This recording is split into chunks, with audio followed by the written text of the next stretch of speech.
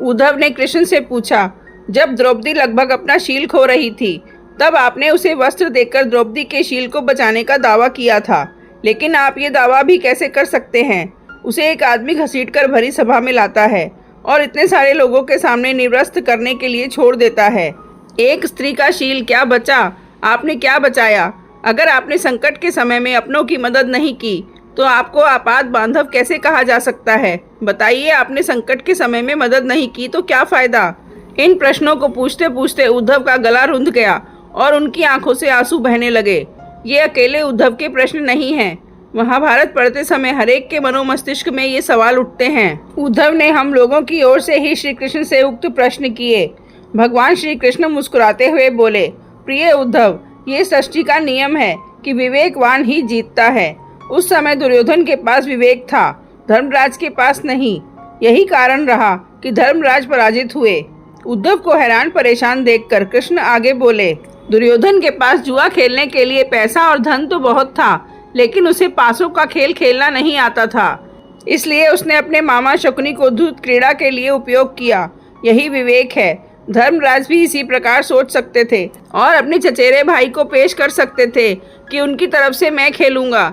जरा विचार करो कि अगर शकुनी और मैं खेलते तो कौन जीतता? पासे के अंक उसके अनुसार आते या मेरे अनुसार? चलो इस बात को जाने दो, उन्होंने मुझे खेल में शामिल नहीं किया। इस बात के लिए उन्हें माफ किया जा सकता है, लेकिन उन्होंने विवेक शून्यता से एक और बड़ी गलती की, और वो ये कि उन्होंने मुझसे प्रार्थना की कि मैं तब तक सभा कक्ष में ना आऊं जब तक कि मुझे बुलाया ना जाए, क्योंकि वे अपने दुर्भाग्य से खेल मुझसे छुपकर खेलना चाहते थे। वे नहीं चाहते थे कि मुझे मालूम पड़े कि वे जुआ खेल रहे हैं। इस प्रकार उन्होंने मुझे अपनी प्रार्थना से बांध दिया, मुझे सभा कक्ष में आने की अनुमति नहीं दी। इसके बाद भी मैं कक्ष के बाहर इंतजार कर रहा था कि कब कोई मुझे बुलाता है। भीम, अर्जुन, नकुल और सहदेव सब मुझे भूल गए, बस अपने भाग्य और दुर्योधन को कोसते रहे। अपने भाई के आदेश पर जब दुशासन द्रौपदी को बाल पकड़कर घसीटता हुआ सभा कक्ष में लाया, द्रौपदी अपनी सामर्थ्य के अनुसार जूझती रही, तब भी उसने मुझे नहीं पुकारा। उसकी बुद्धि तब जागृत हुई जब दुशासन ने उसे निवस्त्र करना प्रारंभ किया।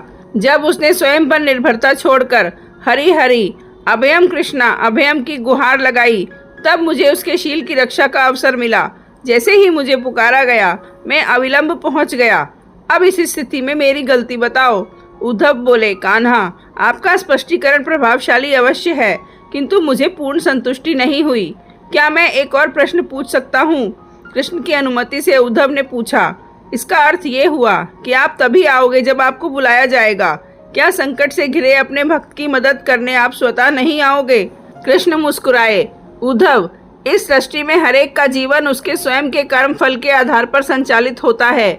ना तो मैं इसे चलाता हूँ और ना ही इसमें कोई हस्तक्षेप करता हूँ। मैं केवल एक साक्षी हूँ। मैं सदैव तुम्हारे नजदीक रहकर जो हो रहा है उसे देखता हूँ। यही ईश्वर का धर्म है। वाह वाह, बहुत अच्छा कृष्ण।